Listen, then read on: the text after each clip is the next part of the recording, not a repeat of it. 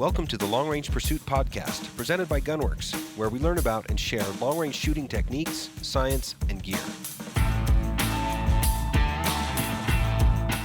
All right, we're back with another episode of Long Range Pursuit Podcast and Ask Aaron edition.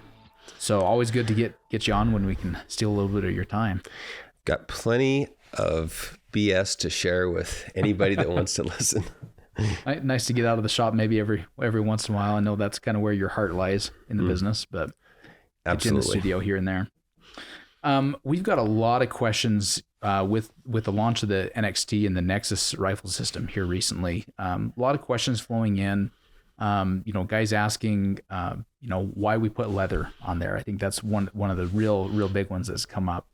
Some questions about calibers, when we'll be offering left-handed, a few things like that. So thought we'd maybe jump in on this episode and just answer a few questions there that we've left people hanging on. It's a project that's very near and dear to my heart. It's something that I've been trying to get done for almost 5 years, with some very big dedication of resource for the past couple years, and we're launched, and we're not quite delivering yet, but we're really close. We're working hard at it, and we're very excited for that. So glad you fire away, and I'll share some of the reasons why and what. Well, let's start with leather. That's one of the big ones that's come up and top of the list. So I think most people that follow our company realize a couple things. Number one is, in general terms, we don't follow other people. We set the tone. Sure. We create what other people are going to mimic. And you can see it right now just in stock design in general.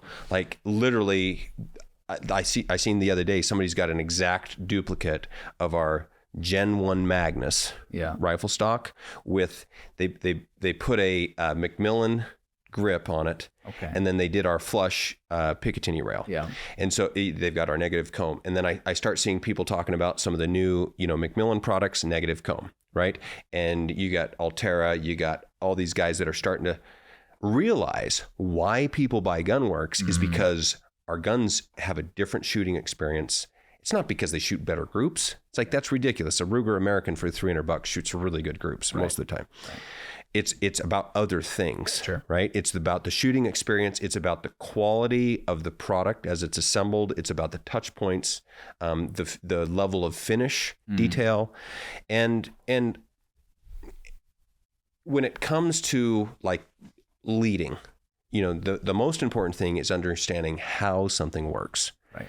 And then addressing that. So my first question would be, for a long range hunting rifle, why would you put texture on the forend? Sure. Yeah. Right. Most people never even thought about that. Right. But there's guns that have it. And technically, if you're going to do any shooting from a bag or any type of surface that the gun's going to slide against, putting any type of texture there that detrimental. Yeah, exactly. It's going to cause inconsistencies in that. I guess it goes back to the traditional, offhand shooting, which we just don't do that much of, right? No, yeah. I'm not a big fan. Yeah. So first of all, why would you put texture there? Shouldn't. Right. It's not needed. Yeah. Especially for a long range hunting rifle. Okay, you go back to the cheek piece. Why would you put texture there? Right. And not a lot of people, I haven't seen a lot of texture, but I've seen some inserts that are not low friction. Yeah. So that always seemed weird to me. Mm-hmm. So you get into the grip area, having some consistency of touch point seems like a good idea to me, right? Because it's just like knocking a bow. It's like you want to touch the same way. You want the same response every time out of the rifle. Yeah. But when you're shooting the rifle, you're not gripping the rifle. You're not trying to control the rifle. And if you are, you're shooting it wrong. Sure. So grip in the grip area would be for what purpose? Yeah. Like what's the purpose? Yeah. Gun's wet and somehow it's going to fall out of your hands. Right. You're not carrying it around like this. Right.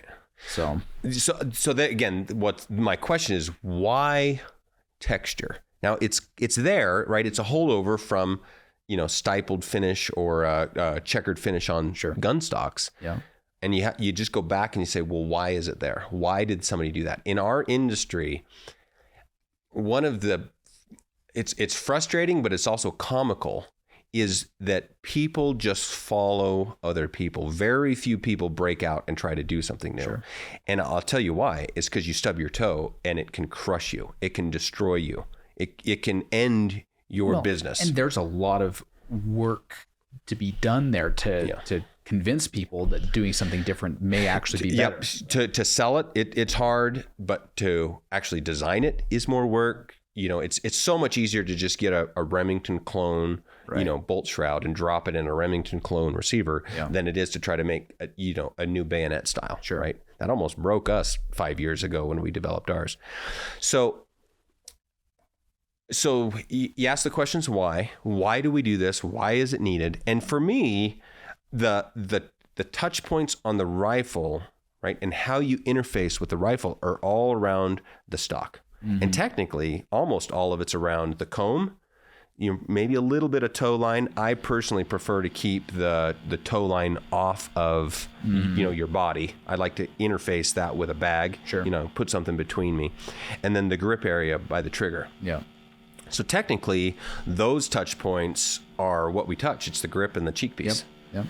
And for me, I'm always looking for an elevated experience for the user. Sure. And what are the premium materials that exist in the world today? Yeah, I mean we're using them, carbon fiber, right? But that's not. It's good. It's a premium material elements. For performance aspects. Right. It's also cosmetically. I would consider it a premium material. What are the premium materials that we touch that we consider elegant? I think the warmth of wood is considered premium. Sure. And I would argue that leather is probably right up the number one, premium touch point for, interfacing, skin on, material type interface. Right. So, for me, I look at a leather grip and cheek piece as the ultimate premium experience for a customer. Yeah. So so why did Gunwerks do it? Is because this is the hardest, most significant way to approach providing a premium customer experience. Right. Period. That's it. Sure. I think, we are working on getting a few out into the wild to really get some time and use behind them.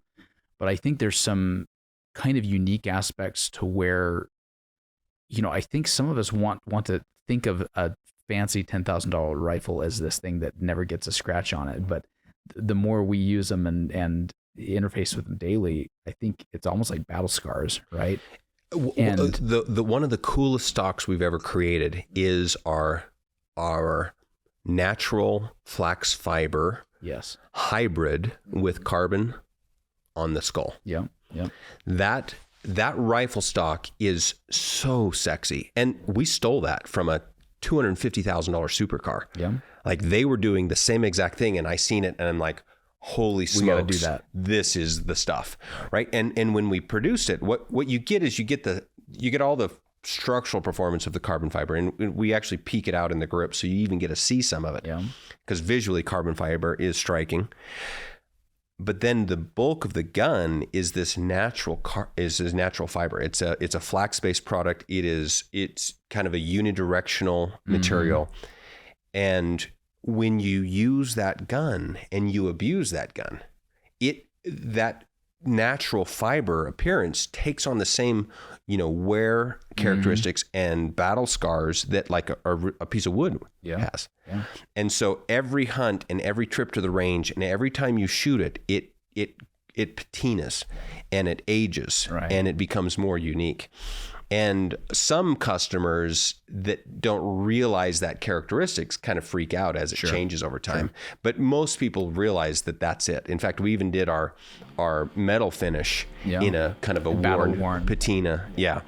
So I would say that the leather for me offers the same potential to wear in and to patina, just like a saddle would wear in, right? And you'd get polished spots and you'd get scratches and marks. I spent a couple weeks in Africa with an NXT recently. Are you getting like a grip, like finger kind of worn in on that? What you see, you see the cheek piece, like your face oils pick up, and then lots of thorns and scratches. So I did get a lot of of that type of character, and I'm telling you, it is so awesome looking. Like, in my opinion, I think it looks great. Right. So I wear wise, it's going to be just like any other leather product. It's like, you don't see carbon fiber saddles. Yeah. Right. Right. I mean, leather is a freaking awesome material. I mean, how many horse guys out there are running their grandpa's or their great grandpa's saddle? Right. I mean, they last. Yeah. I don't think we have a problem with the leather. As opposed to a saddle, which is a vegetable tan, we're using a chrome tan leather, it's a little bit harder to work with, but it is much more impervious to water and issues. Think about a good pair of boots or hiking boots. Like, how many guys are out there hunting in a pair of synthetic boots? Right. Most awesome boots are leather. And there's a reason why. Yeah, absolutely. So the challenge for us was, how do we do this so that it's durable and robust? And we had a lot of iterations. It really takes a lot of time to figure something out like this. And what we settled on was it's basically a TPU backer. So we injection mold this shape. It's a thin shape. We injection mold this shape, and then we do like a really thin skived, like a 2 millimeter thick leather, and we wrap it, and we literally fold it over the edge of that TPU backer and then sew it. And so it's literally physically attached to that backer. And now we've got this synthetic backer that we can bond to our carbon fiber. Kind of holds some shape and Yep. And so it's actually fairly simple and straightforward to service. Like, we need to replace something, super easy to do. But from my experience, I feel like the wear and the length and durability is going to be very solid. And I mean, obviously we'll cover it with our warranty and all that, but expect it to look like leather, like your boots, like an awesome saddle, like anything else that way that offers that premium experience and customer touch. Nice. Caliber options is another one that's come up a lot. Obviously the interchangeable barrels is a big selling point on there. Right now we're offering 6.5 PRC and 300 PRC. I've got a lot of guys saying, I'd love one in a 7 Rem mag or a 6.5 Creedmoor or whatever. What's kind of our forecast and angle there on caliber So we're offerings? Probably going to see mostly long action focus in new caliber offerings in the near future, just because of the massive engineering and manufacturing spool up to do a whole nother action length. We're doing our short action magnums on this platform. It's really easy to go chamber a barrel extension for any cartridge that you want, and we have the bolt head sizes for any cartridge that you want. The problem is the magazines.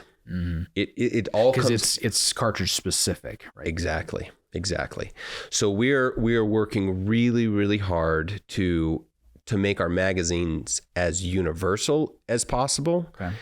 But I don't think most people realize how hard it is to make a magazine that works well. And early on in this project, we said, you know what? We're not going to do the AICS product.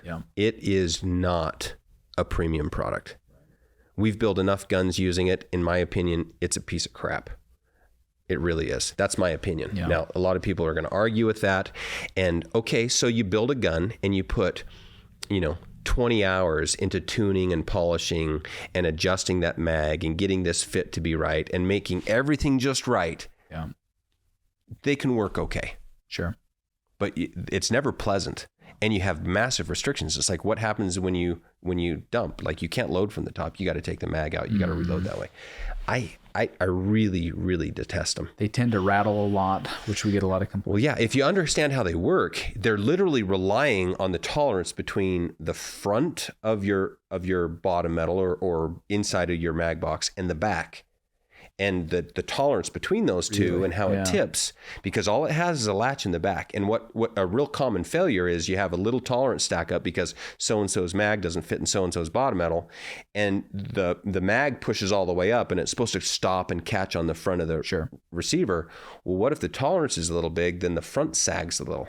And then you have these tips that don't fit. Anyways, the whole thing is just, it's a crappy system. Yeah. I'm not saying people can't tune and make them work right, but like, we've built guns in them before, and we've had customers that expected better. Yeah. And just saying that, well, that's the way AICS works, mag. The status quo is good enough, right? And it's like, I mean, like well, you said, that's just not how we are. And it's not what they wanted. It's not what they expected from us. So we moved away from that concept, and what we did was a double stack, double feed mag. Yeah. And we opened up the top of the NXT receiver so that you can feed from the top. So it's just like, the experience is very similar to like your traditional hinge floor plate. Yep. It even fits flush on the bottom. Yep. Right. Yeah, that was something that I really wanted to work on. And, you know, even so much that flush didn't work for the customer tactical feedback. So when you'd push on it, you would end up pushing on the arca rail on the side instead of the mag in the middle. So we arbitrarily made it stick out like 100,000ths of an inch, just so that you can feel it and push on that when you seat the mag. So it does protrude just a smidge, but that's for customer experience, not because we needed the space. So so double stack, double feed, and then if you look at the way the magazine has to release the cartridge so that it doesn't stovepipe into the breech face, you know, how does it behave when you throw an empty in there? You know, different cartridge diameters, you know, belts. We've built some shoulders into the mag so that generally it will retain the shoulder of the cartridge so that the bullet tips don't impact the face of the magazine.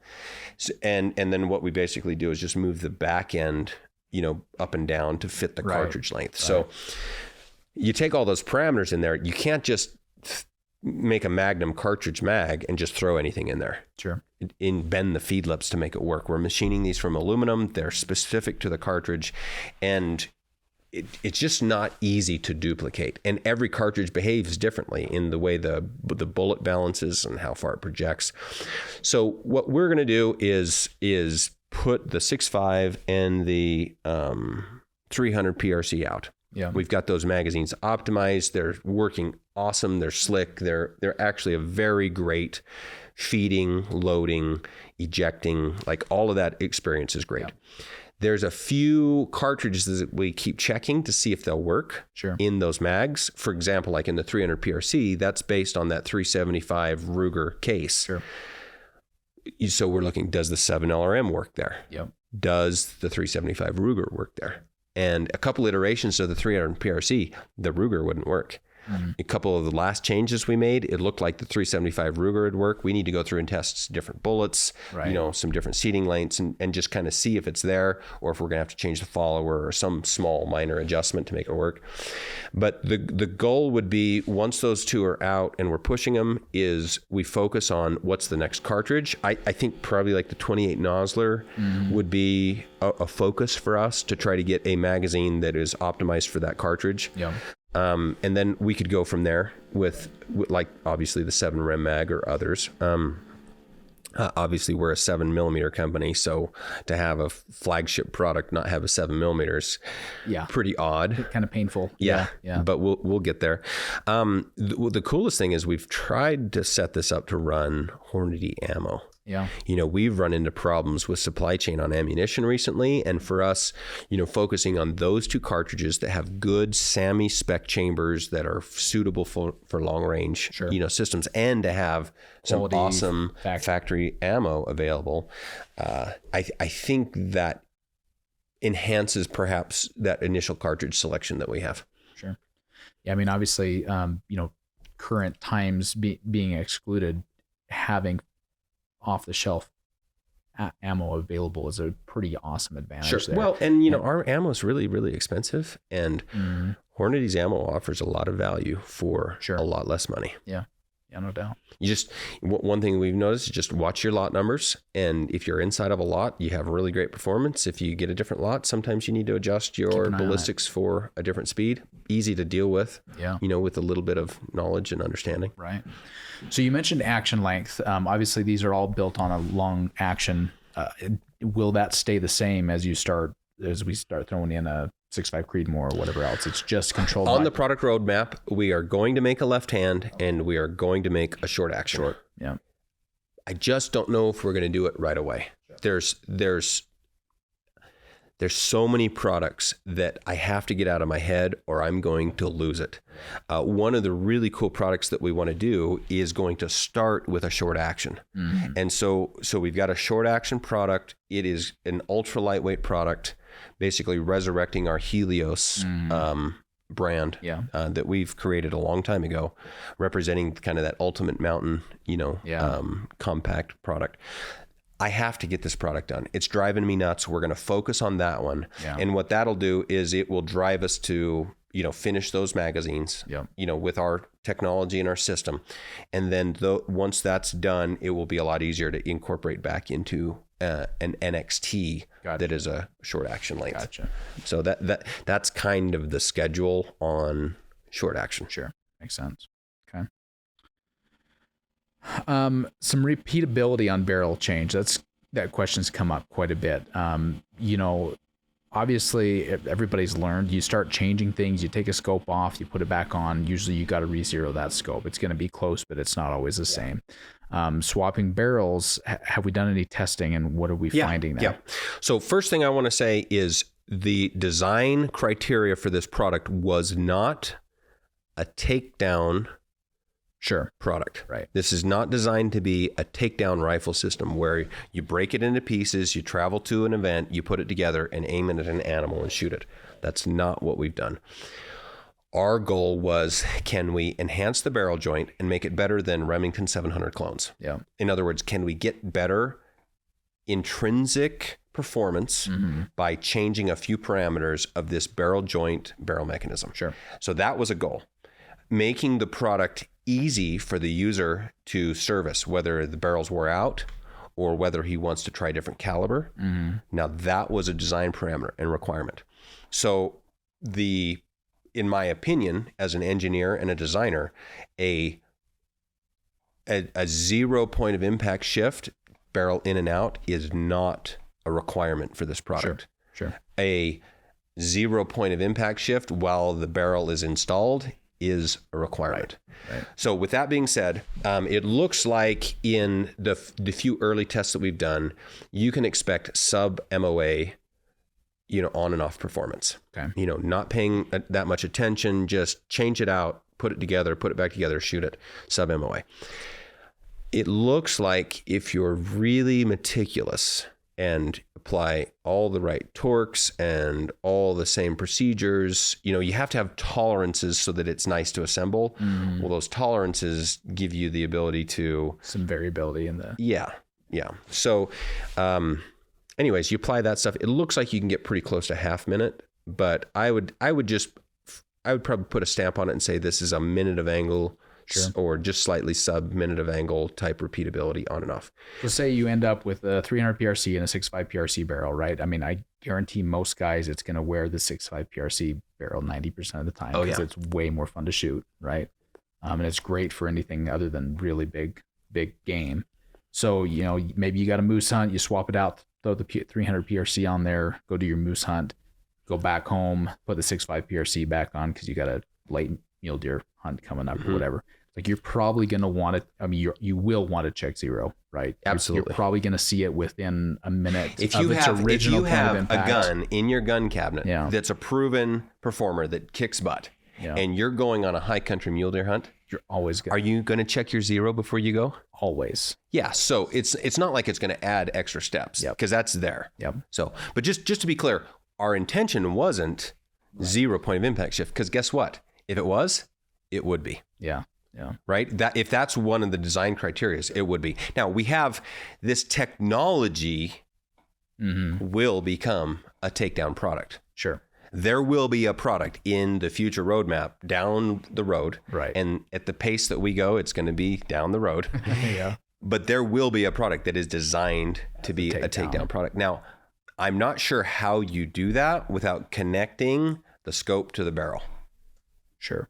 That will be the design challenge. Can it be done would be the first question. And if it can be done, then executing on that is going to be the challenge. Sure. Well, that'll be something exciting to keep an eye out for down the road. Yeah. Any other questions that you fielded here recently on that? I think the explanation for cartridge should help everybody understand why the cartridge selection and limited options. The truth is, this is a flagship product for us. Yep. This is our premium latest generation product. Right. There is some complexity in this thing. Mm-hmm. It is designed to be manufactured in-house by us. Yeah. And I don't perceive us having kind of that full custom configuration capability in this rifle, right, like we have in our traditional. A little bit more streamlined in the options and feature set. Yeah. Now, maybe that grows. Maybe some of these features and ideas make their way into other rifle systems, but we're still going to maintain our standard rifle systems that have virtually infinite customability, flexibility in what you want. So the goal is a very specific purpose-built rifle that has, intentional options and features and probably limited in build. And so I think the way you could think of this is a very high-end production product. Yeah. It's a very high-end design, feature set, execution, assembly, but it is a production product. It is not a full custom product like our other rifle systems. So as long as you go into it with that expectation, this is a product that everybody should have at least one of. Yeah, pretty attractive. Yeah. All right. Thanks for your time, Aaron. Welcome. All right. If you like what you're hearing here, please take a second and give us a 5-star rating and a positive review on iTunes or on your favorite podcast app. We appreciate your feedback and suggestions for topics you'd like discussed or questions you want answered on the podcast. You can reach out on Facebook or Instagram or send us an email to podcast@gunwerks.com. Also, be sure and check out our full offering of long-range gear at gunwerks.com. Use promo code LRP for free shipping on any order.